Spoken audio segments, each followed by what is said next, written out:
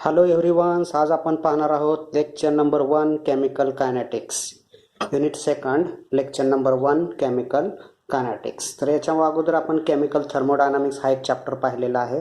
त्यानंतर आपण chemical kinetics हा युनिट सेकंडमधला हा सेकंड चॅप्टर लेक्चर नंबर 1 आपण पाहणार आहोत.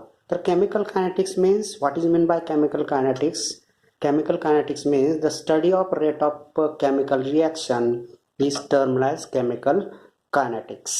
Chemical kinetics, also known as reaction kinetics, and chemical kinetics includes investigation of how different experimental conditions can influence the speed of chemical reactions. तर chemical kinetics मध्ये रिॲक्शनचा जो rate आहे, रिॲक्शनचा rate जो आहे, बरोबर, रिॲक्शनचा रेट म्हणजे समजा A plus B it gives C plus D, ही एक केमिकल रिॲक्शन आहे. तर ह्या रिॲक्शनचा आपण रेट म्हणजेच त्या रिॲक्शनचा स्पीड काय आहे, त्याचा रेट काय आहे, याचा जो स्टडी करतो त्याला काय म्हणतो आपण? केमिकल कायनेटिक्स असं म्हणतो. इन FYBSc, तर FYBSc मध्ये आपण काय बघितलं आहे? Rate of reaction, rate constant, order of reaction, molecularity of reactions, first order reaction, second order reactions, pseudo unimolecular reactions, त्यानंतर मेथड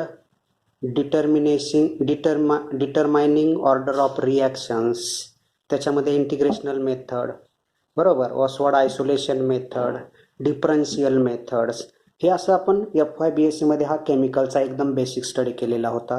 त्यानंतर FYBSc मध्ये आणि SYBSc मध्ये आपण केमिकल कायनेटिक्समध्ये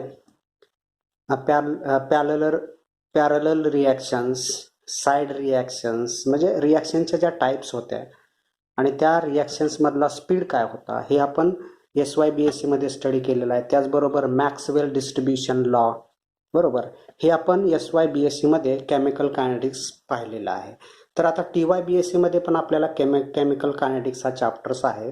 तर ते केमिकल कायनेटिक्समध्ये आपण in this topic mainly deals with effect of temperature on the rate of chemical reactions. तर या टॉपिकमध्ये आपण काय पाहणार आहोत? तर टेम्परेचरचा इफेक्ट हा रेट ऑफ रिॲक्शनवर, म्हणजे ह्या रिॲक्शनच्या स्पीडवर टेम्परेचरचा काय इफेक्ट होईल, टेम्परेचरमुळे रिॲक्शन इन्क्रीज होईल का डिक्रीज होईल, तोच आपण जो काय रेट आहे, जो काय स्पीड आहे, तो स्पीड आपण या टॉपिकमध्ये स्टडी करणार. Effect of temperature on the rate of chemical reactions. त्यानंतर काही थेरीज बघणार आहोत, the different theories of reactions rates. काही थेरीज आहेत आपण याच्यामध्ये, मोस्टली लिंडेमन थेरी आहे, लिंडेमन युनिमॉलिक्युलर थेरी आहे, ॲक्टिवेटेड कॉम्प्लेक्स थेरी आहे, फास्ट रिॲक्शन वगैरे आहे, फ्लॅश फोटोलिसिस आहे. याचा जो स्टडी आपण या टॉपिकमध्ये आपण करणार आहोत, या टॉपिकमध्ये आपण याचा स्टडी करणार आहोत. In chemical kinetics the rate of chemical reaction is termed as chemical kinetics. The basic theoretical approach in chemical kinetics is to provide view and equation that would be make it possible to calculate the rate of processes or chemical reactions on the basis of molecular parameters of the reactants and the external condition in which the reaction proceed. And these external conditions are concentrations, temperatures, and this condition in which the reaction is carried out. The nature of reactants, concentration of reactant, nature of solvent, temperatures, presence of catalyst, all these are the external conditions. या कशा आहेत? External condition आहे. त्याच्यामध्येच आपण बघणार आहोत external condition, the effect of temperature on the rate of chemical reactions, and second is the different theories of reaction rates. हे आपण याच्यामध्ये पाहणार आहोत. तर याच्यामध्ये आपण फर्स्ट पॉईंट, केमिकल कायनेटिक्समध्ये आपण फर्स्ट पॉईंट पाहणार आहोत. पहिला जो पॉईंट आहे तो म्हणजे activation energy and molecular activations. तर त्याच्यामध्ये आपण ॲक्टिवेशन एनर्जी म्हणजे काय, activation energy, activation energy, activation energy. Activation energy, the minimum energy, activation energy आपल्याला समजण्यासाठी एक आपल्याला ग्राफ काढावा लागेल. Energy, suppose A plus B is a reactant and C plus D is a product आहे, बरोबर. तर या ठिकाणी आपण एनर्जी ऑफ रिॲक्टंट्स घेऊया. या ठिकाणी आपण reaction proceed take on a y-axis and energy on x-axis. तर याचा जर आपण ग्राफ काढला एनर्जी ऑफ ॲक्टिवेशन, सुरुवातीला काय असणार आहे, रिॲक्टंट्स मॉलिक्यूल, या रिॲक्टंट मॉलिक्यूलची एनर्जी या ठिकाणी आपण दाखवूया. या ठिकाणी रिॲक्टंट्स मॉलिक्यूलची एनर्जी आहे the minimum reactant energy A plus B reactants, A plus B reactants, त्यालाच आपण काय म्हणू, energy of reactant A plus B, energy of reactant A plus B, the minimum amount of energy acquiring some minimum amount of energy molecule acquire so that can react up to collision is called activation energy. ज्या मॉलिक्यूलने काय energy absorb केल्यानंतर ते activate होतील, म्हणजे या ठिकाणी येतील activation energy of a reaction. This means that reactant molecule do not give directly products. म्हणजे रिॲक्टन्स मॉलिक्यूल हे डायरेक्टली आपल्याला प्रोडक्ट दाखवणार नाही, तर ते अगोदर काय करतील, काहीतरी amount of energy, minimum amount of energy हे ॲक्वायर करतील. ॲक्वायर केल्यानंतर ते ॲक्टिवेटेड स्टेटला जातील. ॲक्टिवेटेड स्टेटला गेल्यानंतर molecule acquire some amount of energy and then goes to energy barrier center, that is a EX is a energy barrier center is said to be EX. This activated state bond breaking and bond making takes place. या ठिकाणी काय होणार आहे, bond breaking and bond making means arrangement of bond takes place in energy barrier centers, and finally the molecule goes to the product or formation of product. लास्टला आपल्याला या ठिकाणी C plus D हे काय मिळतील, या ठिकाणी प्रोडक्ट्स मिळतील. आणि त्याची एनर्जी काय, energy of product C plus D, energy of product C plus D. ही जी एनर्जी आहे, ही एनर्जी काय असणार आहे, E means activation energy, E means activation energy. या ठिकाणी आपण ॲक्टिवेशन एनर्जी दाखवतोय, ॲक्टिवेशन एनर्जी. आणि इथला जो एनर्जी डिफरन्स आहे, हा एनर्जी आणि हा एनर्जी डिफरन्स आहे, तो म्हणजे काय असणार आहे, delta E. Delta means energy difference between reactant molecule and product molecule. Energy difference means when change in energy delta E is equal to energy of product minus energy of product minus energy of reactant, energy of product minus energy of reactants, energy of product minus energy of reactants. Change in energy delta E is equal to energy of product C plus D minus energy of reactant A plus B, and EX is equal to, किंवा EX represent energy barrier, EX represent energy barrier or activated state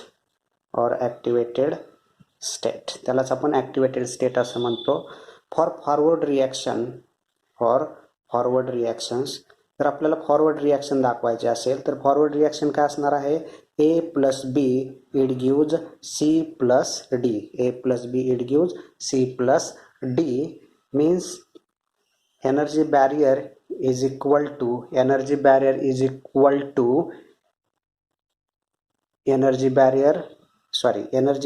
EX minus energy of A plus B means E1. Second जर आपल्याला दाखवायचं असेल for backward reaction or backward reaction,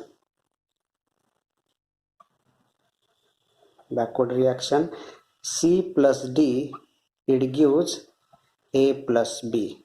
A plus B means energy barrier minus energy of reactant C plus D means is equal to A2. Therefore, change in energy delta E is equal to E2 minus E1. Or change in energy delta E is equal to energy of product minus energy of reactants.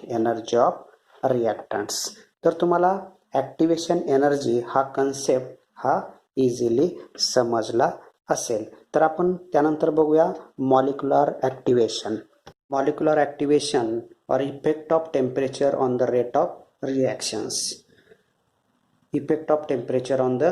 of reactions. हा concept समजण्यासाठी आपण काय करूया, graph अगोदर काढून घेऊया. On y axis take percentage of molecule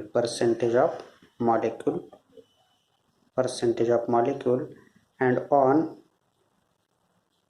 x axis take molecular velocity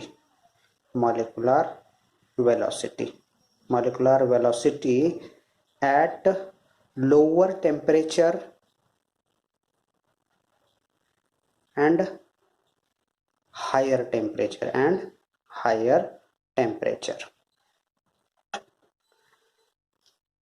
The lower temperature, the molecular velocity, number of molecules, molecular velocity, the curve like that. Curve आपला अशा पद्धतीने आहे. हा कर्व फर्स्ट आहे. हा कर्व जो आहे तो कशाचा कर्व आहे, लोअर टेम्परेचरचा कर्व आहे. Lower temperature. The second curve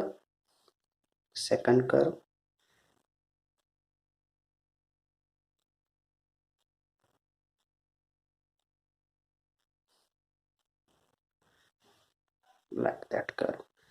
The second curve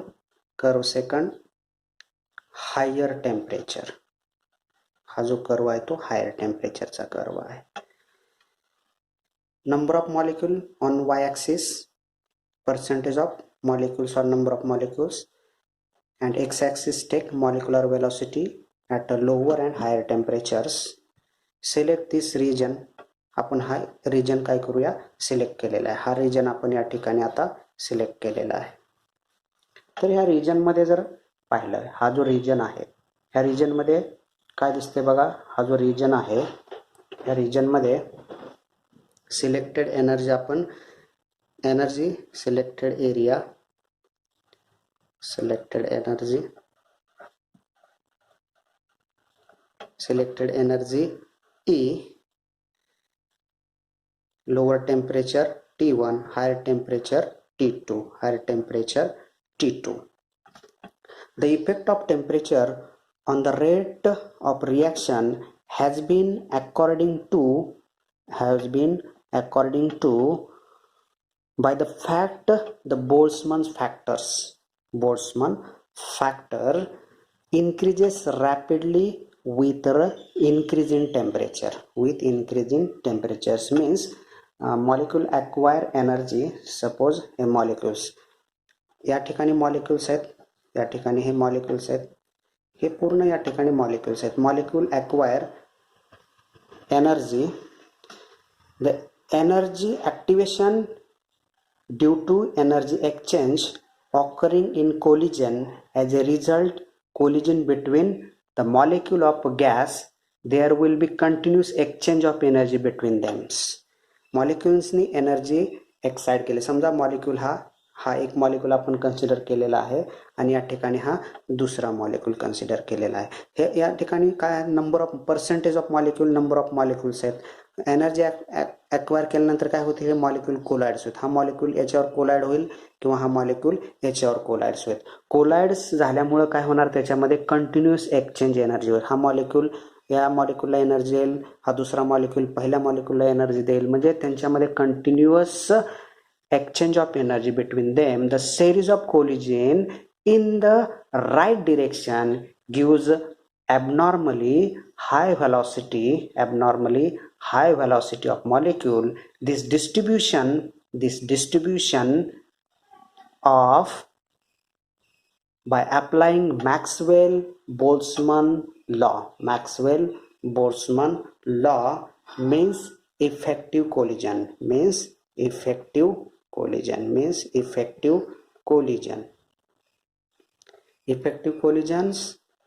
Maxwell distribution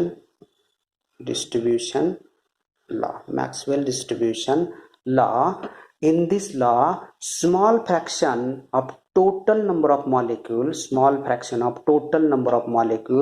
possessing very high speed at a high temperature. बरोबर. हाय टेम्परेचरला मॉलिक्यूलचा हा स्पीड कसा असणार आहे, जास्तच असणार आहे, हाय असणार आहे. बरोबर. The temperature and the very low speed at low temperature. The molecule according to Maxwell distribution law, the small fraction of total number of molecule possessing very high speed at a high temperature and very low speed at a very low temperature. The fraction of total number of molecule having a velocity at lower temperature, velocity of lower temperature, that is the curve first, lower temperature curve first. This increase the molecular velocity in curve second, that is higher temperature curve T2, curve second. The total number of molecule which high velocity is equal to Boltzmann factor,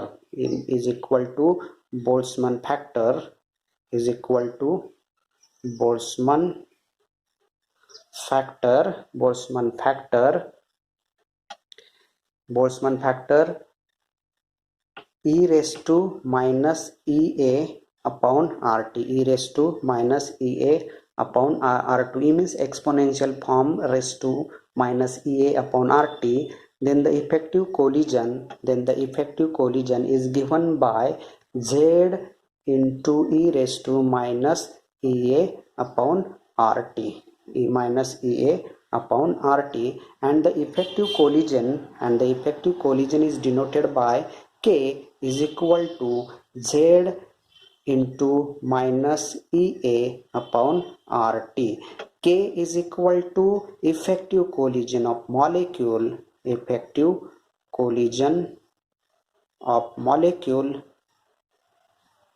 EA means activation energy. This is activation energy. हे काय या ठिकाणी EA means activation energy. EA means activation energy of colliding molecule. Activation energy of colliding molecules.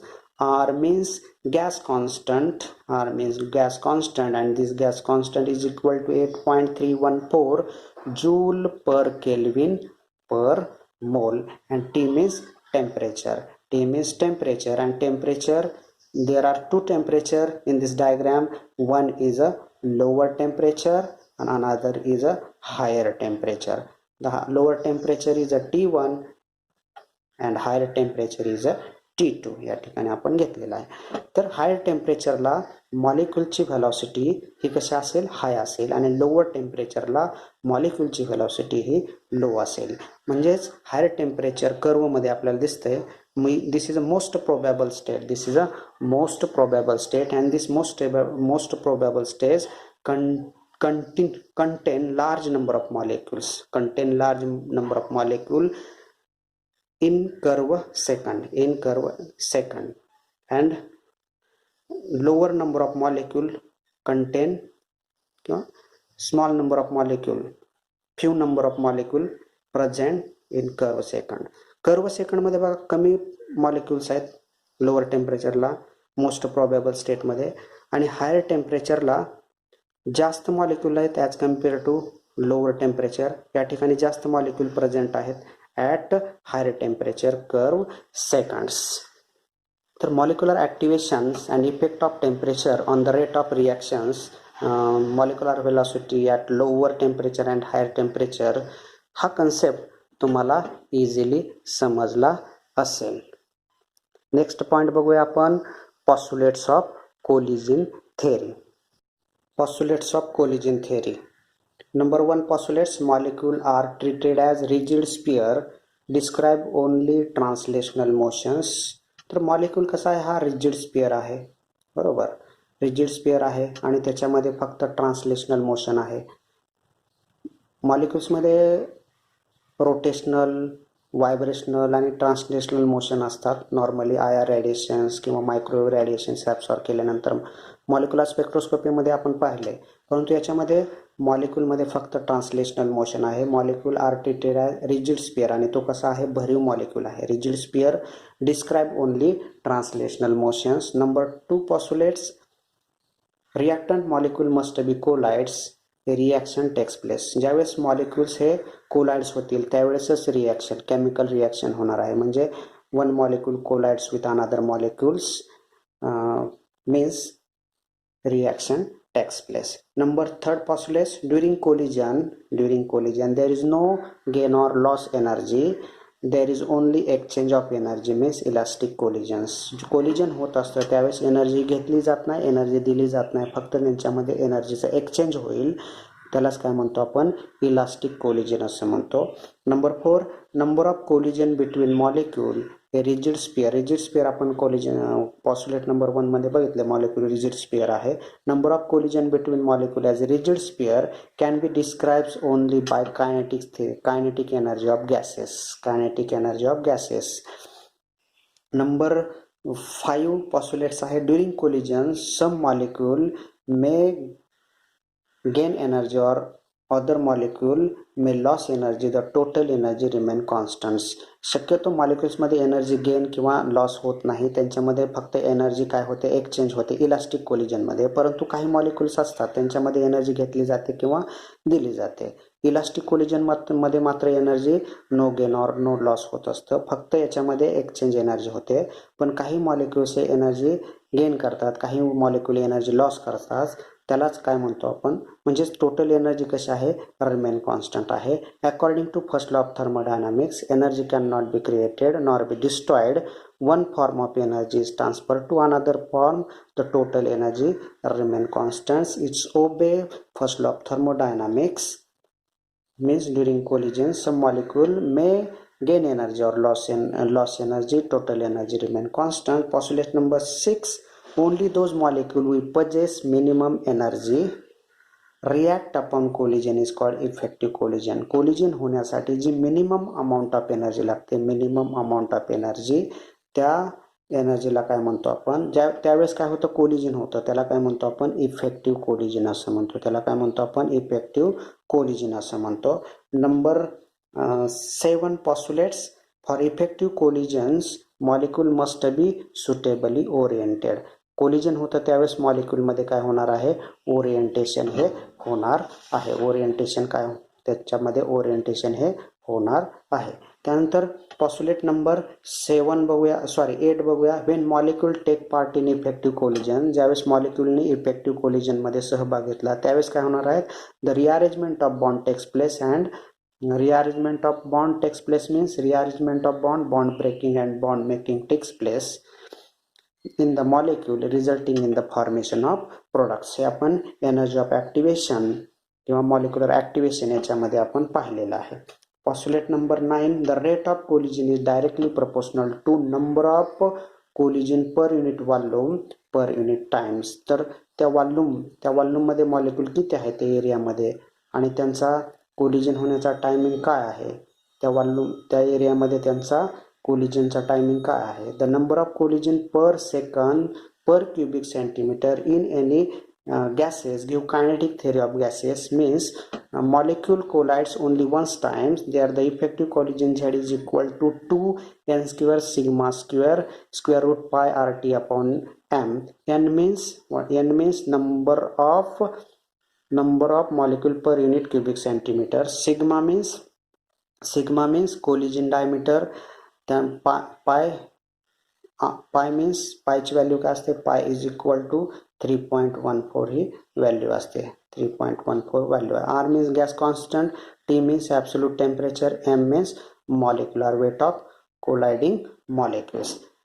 Number 10 postulate the total number of molecule collide per cubic centimeter will be twice. तोच molecule जर twice जर collide झाला for bimolecular, त्यालाच काय म्हणतो आपण, bimolecular reaction. The kinetic theory of gases is given by the effective collision Z12 is equal to N1 N2 sigma N, या ठिकाणी N1 N2 N number of molecule per unit cubic centimetre one times and this is a second time. Sigma means collision diameter, that is a one time and second times, in square root 8 pi RT into M1 plus M2 upon M1 into M2.